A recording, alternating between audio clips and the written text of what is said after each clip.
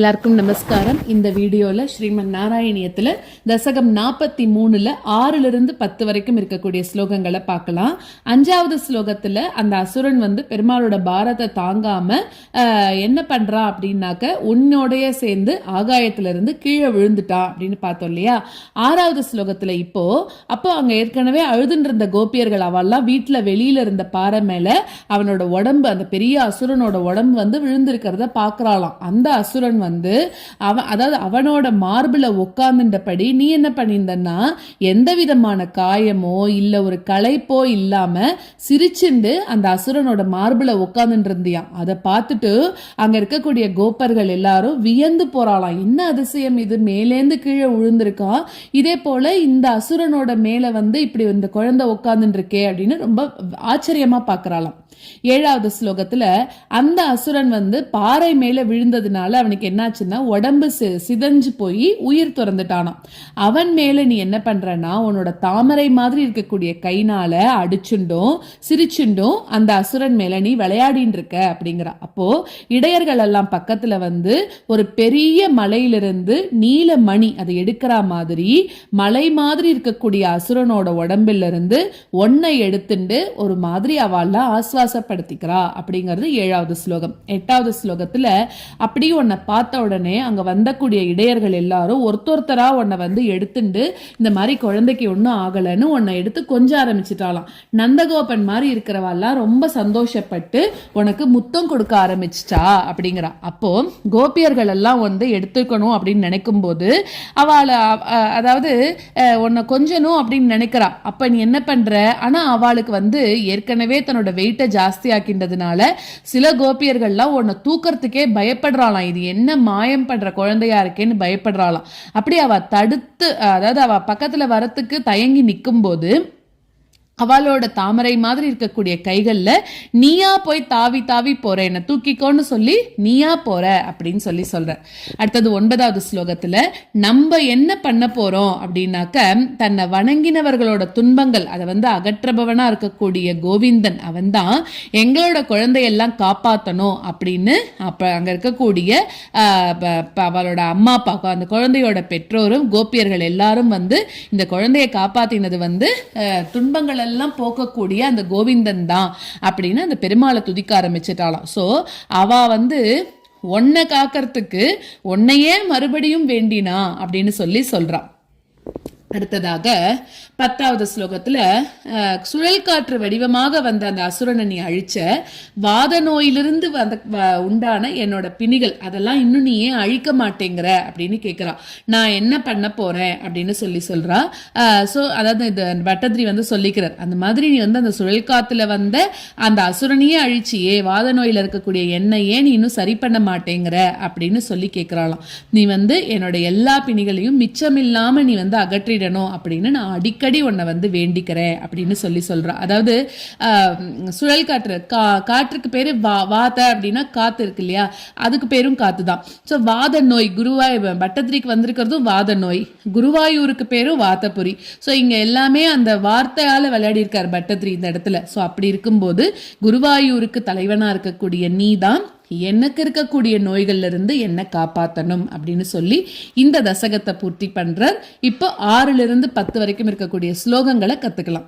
ரோதா குலாஸ் ததனுகோப கணாபஹிஷ்ட பாஷாண பிருஷ்ட புவிதேக மதிஸ்தவிஷ்டம் பிரைக்ஷந்த ஹந்த நிபதந்த மமுஷ்ய வக்ஷசி அக்ஷீணமேவச பவந்தமலம் ஹசந்தம்.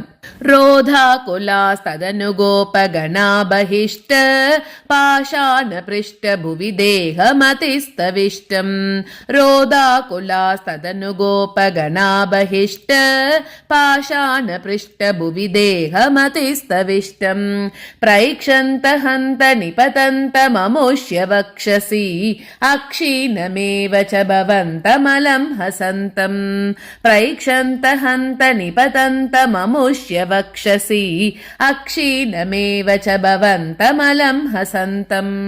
रोदाकुलास्तदनुगोपगणा बहिष्ट पाषाणपृष्ठभुवि देहमतिस्तविष्टम् प्रैक्षन्त हन्त निपतन्तममुष्य वक्षसि अक्षीणमेव च भवन्तमलं हसन्तम् रोदाकुलास्तदनुगोपगणा बहिष्ट पाषाणपृष्ठभुवि देहमतिस्तविष्टम् प्रैक्षन्त हन्त निपतन्तममुष्य वक्षसि अक्षीणमेव च भवन्तमलं हसन्तम् ग्रावप्रपातपरिपिष्ट गरिष्ठदेह भ्रष्टासु दुष्टधनुजोपरि दृष्टहासम् आज्ञानमम्बुजकरेण भवन्तमेत्य गोपाददुर्गिरिवरादिव नीलरत्नम् ग्रावप्रपातपरिपिष्टगरिष्ठदेह भ्रष्टासु दुष्टधनुजोपरि दृष्टहासम् ग्रावप्रपातपरिपिष्टगरिष्ठदेह भ्रष्टासु दुष्टधनुजोपरि दृष्टहासम् आज्ञानमम्बुजकरेण भवन्तमेत्य गोपाददुर्गिरिवरादिव नीलरत्नम् आज्ञानमम्बुजकरेण भवन्तमेत्य गोपाददुर्गिरिवरादिव नीलरत्नम् ग्रावप्रपातपरिपिष्टगरिष्ठदेह भ्रष्टासु दुष्टधनुजोपरि दृष्टहासम् आज्ञानमम्बुजकरेण भवन्तमेत्य गोपाददुर्गिरिवरादिव नीलरत्नम् ग्रावप्रपातपरिपिष्टगरिष्ठदेह भ्रष्टासु दुष्टधनुजोपरि दृष्टहासम् आज्ञानमम्बुजकरेण भवन्तमेत्य गोपाददुर्गिरिवरादिव नीलरत्नम् एकैकमाशु परिगृह्य निगामनन्दन् नन्दादिगोपपरिरब्ध विचुम्बिताङ्गम् आदातु काम परिशङ्कित गोपनारी हस्ताम्बुज प्रपतितं प्रणुमो भवन्तम् एकैकमाशु परिगृह्य निगामनन्दन् नन्दादिगोपपरिरब्ध विचुम्बिताङ्गम् एकैकमाशु परिगृह्य निगामनन्दन् नन्दादिगोपपरिरब्ध विचुम्बिताङ्गम् आदातु काम परिशङ्कित गोपनारी हस्ताम्बुज प्रपतितं प्रणुमो भवन्तम् आदातु काम परिशङ्कित गोपनारी हस्ताम्बुज प्रपतितं प्रणुमो भवन्तम्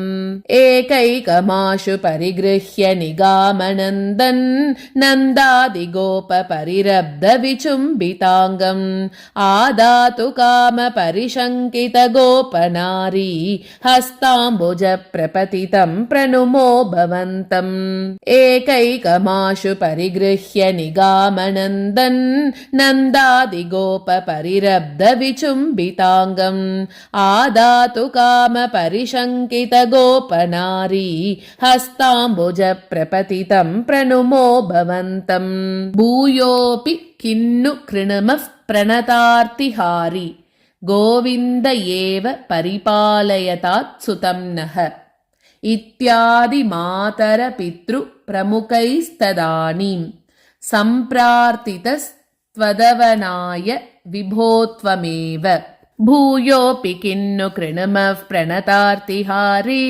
गोविन्द एव परिपालयतात् सुतं नः भूयोऽपि किन्नु कृणमः प्रणतार्तिहारी गोविन्द एव परिपालयतात् सुतं नः इत्यादि मातरपितृप्रमुखैस्तदानीं सम्प्रार्थितस्त्वदवनाय विभो त्वमेव इत्यादि मातरपितृप्रमुखैस्तदानीं सम्प्रार्थितस्त्वदवनाय विभो त्वमेव भूयोऽपि किन्नु कृणमः प्रणतार्तिहारी गोविन्द एव परिपालयतात्सुतं नः इत्यादि मातरपितृप्रमुखैस्तदानीं सम्प्रार्थितस्त्वदवनाय विभो त्वमेव भूयोऽपि किन्नु कृणमः प्रणतार्तिहारी गोविन्द एव परिपालयतात्सुतं नः इत्यादि मातरपितृप्रमुखैस्तदानीं